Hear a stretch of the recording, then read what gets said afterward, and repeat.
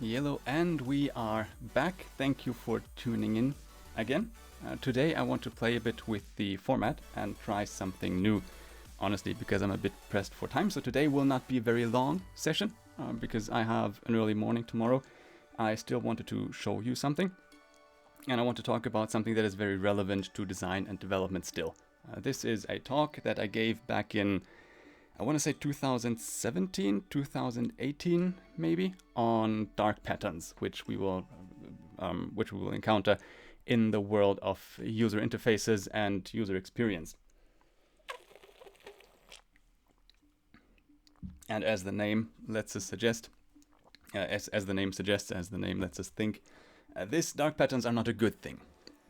They are an evil thing that can quickly sour our users. We're going to talk about what dark patterns are. I'm going to walk you through 4 different ones, one by one. We need to start with next slide. We need to start with a quick definition. There is a website on this, which is excellent. It's at darkpatterns.org. I'm not sure if the term was coined by Harry Brignall, but he has been very vocal about the entire thing, about the entire dark patterns, making them known, making us aware of them. And he describes dark patterns as features of interface design that are crafted to trick users into doing things they might not want to do, but which benefit the business in question. Which means dark patterns are usually pieces of UI, pieces that appear like buttons and behaviors that we do in interfaces that make us do something we as the end users don't want to do necessarily. They're not in our benefit always, to our benefit, but they do benefit the business that employs these patterns. And I'm telling you about dark patterns, not so that you can use them at work as a business, but so you're able to recognize them. Because once you know the magic, how a magic trick is done, it no longer works on you.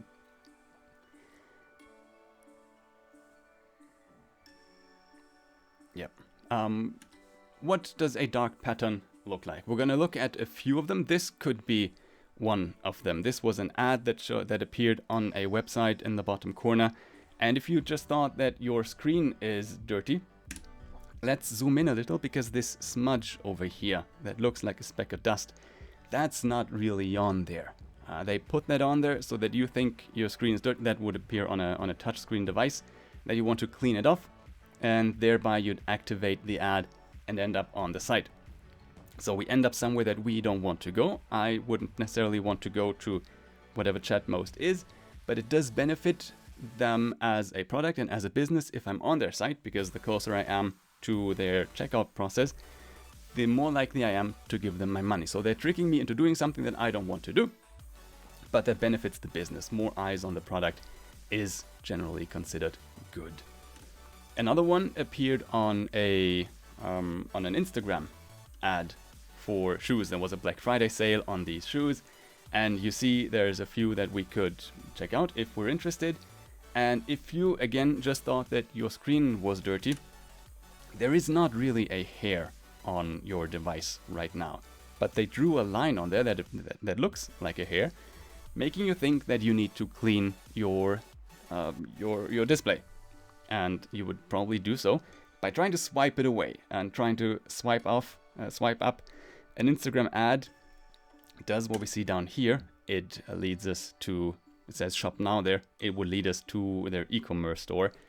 Again, they're tricking us into doing something that we as the user don't want to do. I want to clean my display. I don't want to go to your shop, but I end up somewhere that benefits that business in question. And when we start out in any kind of interface work, it's usually in connection to the term UX, user experience. And that is everything. User experience happens at every interface between a customer and a business. Usually, we think of that as websites. So a UX is something that I only have when I work with an app, or that when I go to a website and when I look at the buttons. Sometimes UI and UX are intermingled even and mixed up. But every touch point that I as a customer have with a business is where I have an experience with that business. Could be the account creation, could be I order a product and it arrives at my home, Could be I have to talk to someone from support on the phone or via chat. So anytime that I interface with someone from the business is where I can have an experience. And what we often think going into this area, particularly front-end development, we think that the focus always has to be on the customer, right? We go into this, I at least went into this field, knowing that I want to make the customers, the users' life easier. That I wanted to help them get their job done and keep on with their life, go back to whatever it was that they wanted to do. But we quickly find in many places, not all of them, I don't want to say that this is the exact same in all companies, but we quickly find that the business plays a much bigger role in the task, in the work that we do every day. When you are a product owner, for example, you're sometimes put in charge of a particular metric. You are now in charge of making sure that user signups go up. This is your number, and you are judged on your performance on making this number go up.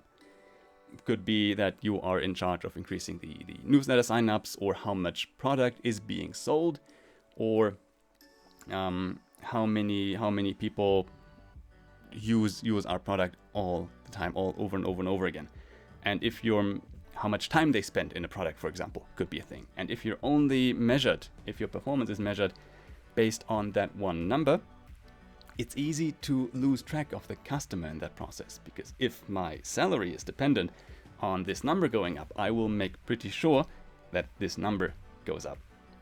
And that's where we can employ some really horrendous practices that as I walk through them, get worse and worse.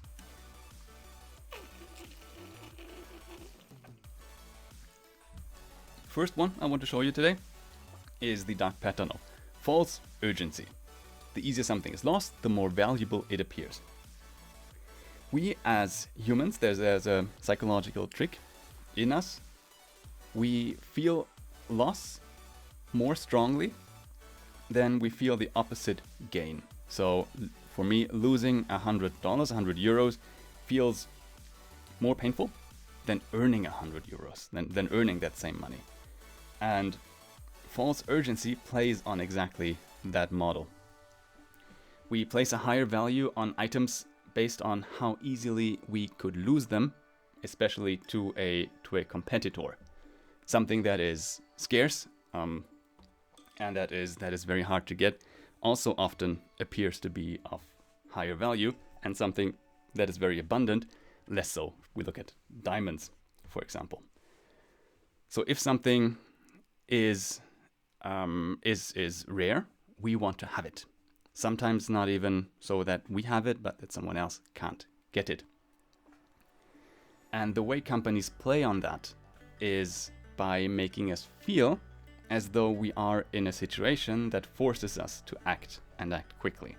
If you have ever booked a flight or a hotel, you will have seen messages like these. You just missed this fantastic offer. The last room at this price was booked a few minutes ago. Or 15 other people are looking at this right now. And they want to give you the feeling that you have to decide now. Don't worry, don't do much more research, don't consider other options. If you want this, and this looks kind of okay, doesn't it? Get it now. And these are, again, not always. There are cases where these are real, but very often those are entirely fake. Sometimes you can even go into the developer tools and you can inspect the code, and you can see that where it says 15 other people are looking at this right now, there's actually a random function that tells that puts a number between 5 and 25 here, so that there's always something here, whether there's a real person or not, because building that is non-trivial. Always updating the page with how many people are on it. So we just put a number there. And we're playing with your desire to snatch it up from someone else, to not lose this offer right now. You have to act now. Don't think much more about if this is the best option for you if you don't do this one now. You have to act now. And I personally, I don't feel good being forced into making a decision that I'm not ready to make yet. Again, I'm being forced and I'm being tricked into doing something that I don't want to do. but that would benefit the company, benefit the business. So if I just get this room at this price now, that's good for them. That's not so ideal for me. The second dark pattern that we are going to look at is called a Roach Motel. And a Roach Motel is something that's very easy to get into and difficult to get out. And I'm pretty sure you have been in at least one of these situations. A Roach Motel, this dark pattern, is named after this thing over here. That's a literal Roach Motel. It's a little box, we see it in the top right corner here, that makes it easy for roaches, for insects to walk into. But then like they walk through a latch and that latch closes from the other side. They cannot get out again. They are trapped in that situation. A Roach Motel means it's easy to get into this and very hard to get out. Imagine a website that makes it very easy to sign up for an account, but if you want to close, if you want to delete that account, there is no option, there's no action in the settings somewhere to do that, but you have to call the person. Sometimes you have to find a PDF form, you have to print that, you have to sign that with a pen. You have to put it into an envelope and put a stamp on there and send it off so your account gets closed. So they make it very hard for you. You will have encountered that outside of user experience, of interfaces of websites. Yeah, this is very manipulative. This is what this is about. These are very evil tactics, reacting to the chat here.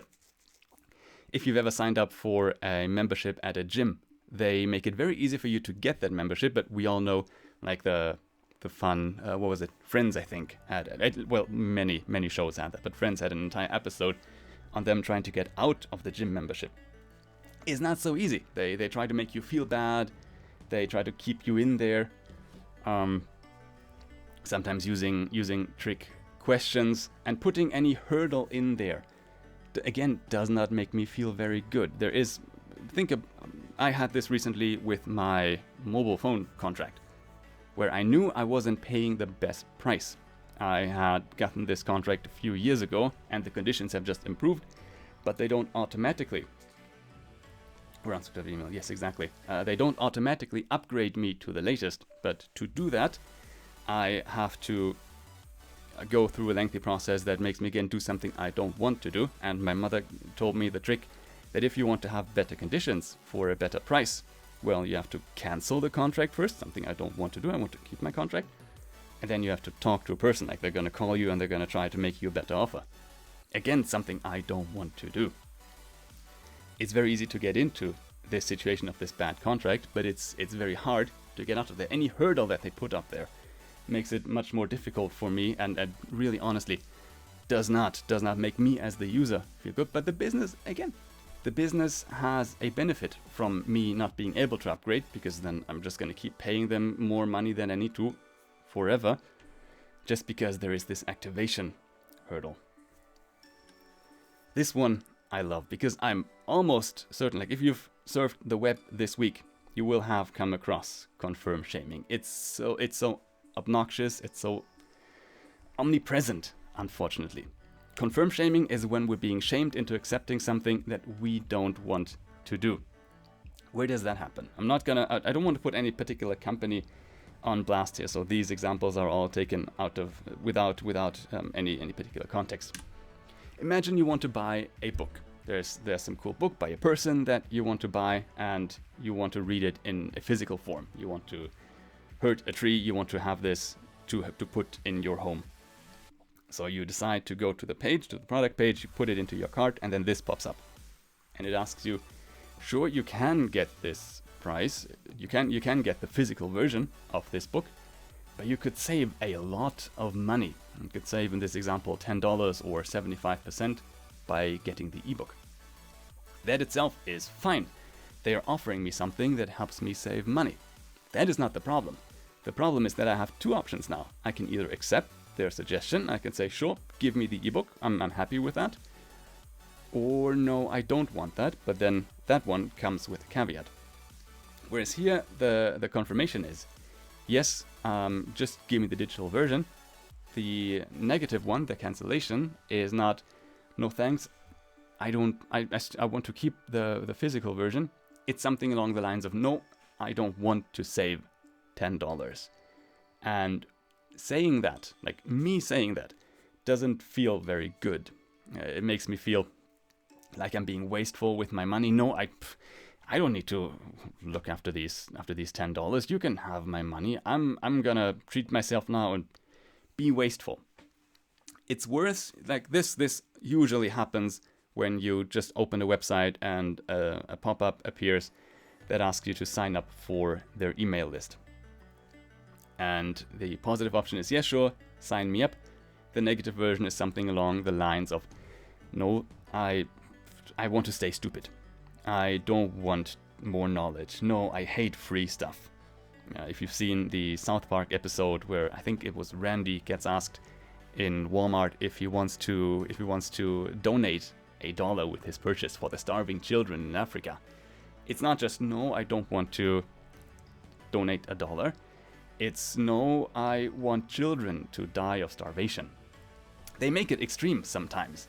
The pattern is called confirm shaming, to shame you into confirming an option that you don't want to do.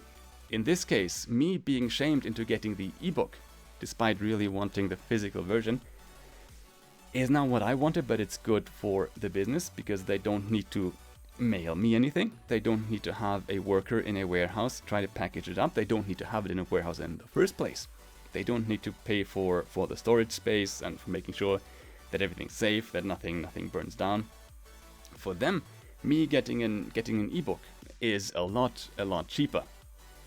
And that's the same with all of these. Like, you see some of them that are really terrible, like, no, I don't want to know how to save my child in case something bad happens. I don't want your random free ebook.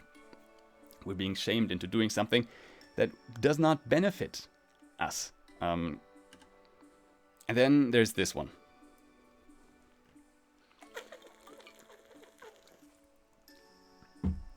Word of warning. This next section is going to mention suicide. If that is something that you feel uncomfortable with, or that you're struggling with, first of all, please don't do it and talk to someone. But also you might want to skip this next section. So if you don't feel comfortable listening to that story, come back in maybe 3-4 minutes. Should be done with the story by then. Privacy Zuckering, of course, is named after Mark Zuckerberg, and it's something that is not exclusive to Facebook, but this story happened on Facebook. It's about being tricked into sharing more information than we intended, than we wanted to. So Facebook itself lives off of showing us ads. That's how they monetize their platform. And they need us to give them information about us, about ourselves, so they can give us more targeted ads.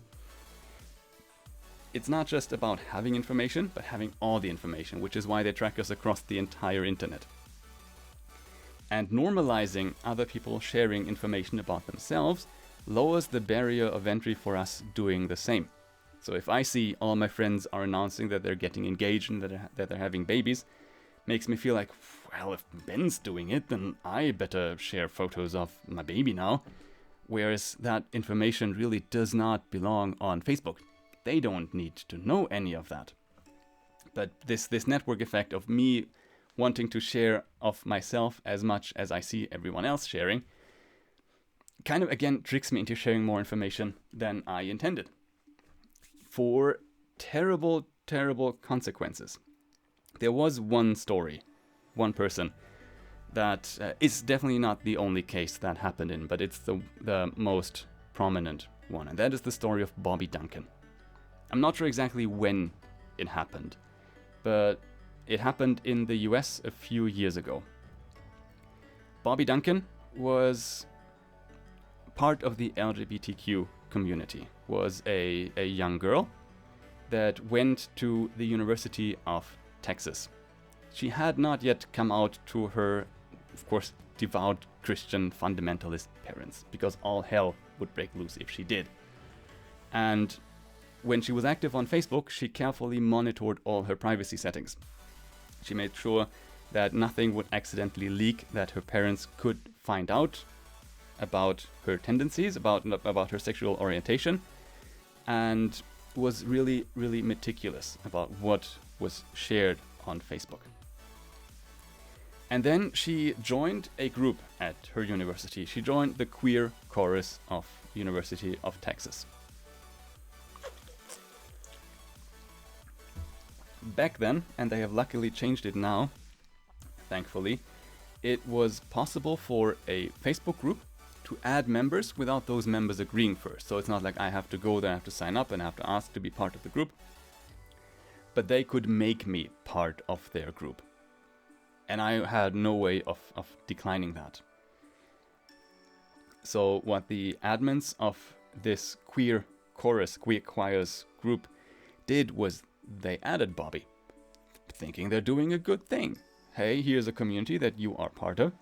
How about we put you into this inner circle as well? Well, because of the privacy settings, her joining that group appeared on her Facebook wall, on her profile. People could see that she had joined this queer choirs group.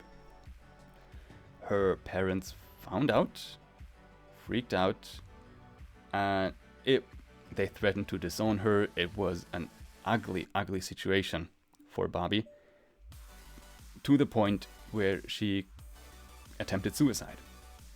Well, actually, easy as that. She, because of something that someone else did on Facebook, where someone else shared information about her without her intention, without her consent, her parents found out what she wanted to keep secret, and she tried to kill herself. I think a few years after that happened, the designer Mike Montero went to Facebook and gave a talk on UX. Mike Montero he's fantastic. He's a character. He's written the books, I think, You're My Favorite Client, Design is a Job, F You, Pay Me. Those are all from Mike Montero, all excellent. And he made them aware of this entire situation, of the series, of the sequence of events. And one of the designers at Facebook claimed that it wasn't Facebook's fault. It's because the choir group did that. Right? We just give them the tools. How they use the tools is up to them. We can wash our hands in innocence. And that is not okay. We need to take responsibility for our work, or design has lost its way. We cannot say someone told me to build this feature. My product owner wants me to build it this way, so I'm going to build it. I'm not going to question anything. I'm just, without consideration, just going to put it on there. We have to make sure that what we put out in the world does not cause any harm. Because it's easy. But also, I don't claim that anyone at Facebook did this intentionally. Of course not. No one set out to say, we're going to build a feature now that one day is going to get young girls to try to kill themselves. Of course they didn't. It still happened. And we have to acknowledge that something that we did made it happen. Hanlon's Razor says, never attribute to malice that which is adequately explained by stupidity. As I said, they didn't mean to do that. They didn't have any bad intent. Same could be true for the other dark patterns that we saw. Maybe they didn't want to intentionally build a Roach Motel. Maybe they didn't want to confirm shame us, but they thought it was just a funny text on the button and didn't consider the implications, the psychological implications it would have. But very often, these still happen because of incompetence. Someone makes an honest mistake. They don't consider all the edge cases, and it just still happens. I think many of the confirm shaming cases are probably very much intentional. But when we build something, or when we are the users of something, we have to ask ourselves, does this action, does what they want me to do here now, does that seem deliberate? And do they deliberately want to trick me into doing something, again, that I don't want to do, but that benefits the business? And we are the gatekeepers here. Dark patterns, if our focus is set on the numbers going up, if all we care about is how many users sign up, if all we care about is how many points of data are being shared on Facebook, and we are judged and potentially paid based on that, then of course deceiving people into giving us more information, or deceiving them into accidentally subscribing to a magazine when they order a product in a store, that gives us better numbers. But that can't be the only way we improve the interfaces of our products. I don't think Mark was directly involved in that, but it gets lost in a team like that, right? Everyone has to take responsibility. More on that in a minute.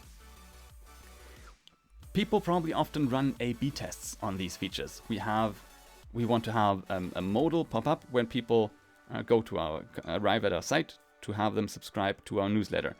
And if we just, without emotion, put them side by side, give one just the options yes, no, and one the option yes, no, I hate knowledge, no, I don't want free stuff, then the second one might win. And if the A/B test decides for us the direction of our product, because we are just without consideration following the naked data, the numbers will be better, but we're losing track of the user here.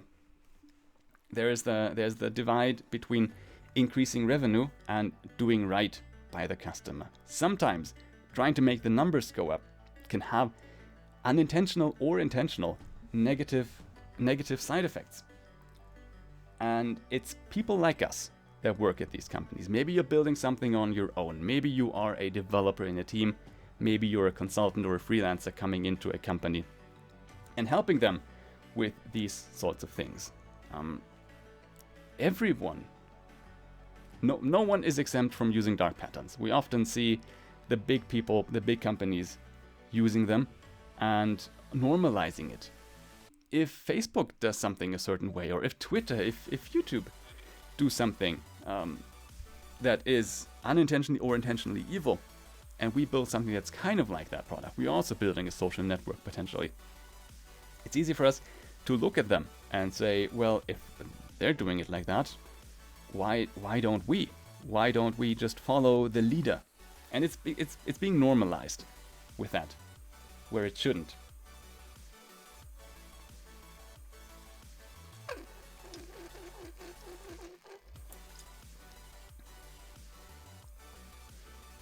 This one sounds a bit harsh. I'm gonna make it sound less so. If we're not helping, we are part of the problem, because not everyone is aware of dark patterns. We don't know what they are in the first place, and then we might not recognize them when we accidentally end up building them, because we're following the A/B tests, because we're following the data. And we don't have to be obnoxious about it, but we have to make people aware of them. We have to, now that we understand what some dark patterns are, I implore you to check out darkpatterns.org to read up on some of the other ones. We have to tell our designers, product owners, our project managers, our co-workers, the other developers on our team, what dark patterns are and what effects they can have. Because if not us, then who would do it? Every one of us is part of that. And it doesn't matter how long you have been at a company. You noticing something that isn't right isn't dependent on how long you've been with the company in the first place, or how long you've been part of this team that's building this. Everyone can speak up. If you joined the team 2 days ago and you see, hey, we're doing something over here that's really shady, that we shouldn't be doing, maybe people unintentionally ended up with a solution that just happens to do something bad, that turned into a dark pattern. You don't have to say, well, this is terrible, I'm not going to work here anymore, goodbye. But we can help people with that. We can still be diplomatic about it, of course, and try to help companies find a way into being more data informed. For example, we don't have to be just data driven and follow only the numbers, but look at it and combine it with something that works for both the customer and the business. If we find this equilibrium again, if we find this balance between these two, then we don't need to rely on dark patterns. If the customer is as important as the business, we wouldn't end up with these in many situations. Of course, that is difficult, because if a customer is not the one, if money comes from the customer doing something that they don't want to do, well, should we really get them to do it? Should we make them do it? Doesn't seem right. And I'm sorry this had to end on a bit of a downer, right? It started all nice and cute. There's this fake hair on here, and they want to get you to their shop. Isn't that adorable? Oh, isn't it annoying when they don't let you cancel your gym membership? But it can have, in some situations, if we look at Bobby Duncan, it can have very, very terrible and again, unintended consequences that we need to be aware of. But also, I wouldn't tell you all of this if it was just a sob story. Bobby Duncan's fine. At least last I checked when I gave this presentation. When I gave this talk in 2017 or 18. She was doing well. I don't know what her family situation was like, but she was engaged, she was happy. She was doing well for herself. So it's not all bad, but that is one of the cases that we are aware of. There's probably many other Bobby Duncans out there. And I think that was all the slides that I had for today. There are, as I said, there are more. Let's jump back to the beginning slide, I think. There are other dark patterns that are worth checking out. I think these first 4 were a good introduction and gave you a bit of the breadth of what dark patterns can look like. Dive into them a bit more. And if you encounter any of them, send me a screenshot, right? If you see you're being confirm shamed, or you see a banner that's trying to get you to click it without you wanting to do that, take a picture, send it to me via Twitter, because it would be fun to see that the unfortunate reason why this presentation is still relevant, companies are still doing the same shady stuff that they did a few years ago. This is not going away anytime soon unless we try to take it at the root and we try to do something about it. And that honestly is everything that I have for today. Sorry for this a bit shorter stream. I am a bit pressed for time. Let me know if this was interesting at all. If this was interesting at all, I will most likely go back to design and development topics and doing that live on camera next time. Didn't have the capacity to do that today. But if one of these educational topics is fun every once in a while, I have a few more of these that I'd be very happy to share. It will be less of a TED Talk next time. But if you want more of that, tune back in on Tuesdays and Thursdays, 10 p.m. Central European Time, or 4 p.m. Eastern is it Standard Time? EST. This recording will be up on Twitch for a bit. It will show up on YouTube tomorrow. If you have any requests, get in touch. I'd love to see what you think of this, and if you encounter any dark patterns. In fact, you are most welcome. This was fun for me. This was easy for me to set up. So if you want more of that, just let me know. Other than that, I thank you very much for watching, and I'll talk to you next week, Tuesday, 10 p.m. Central European Time. Talk to you soon.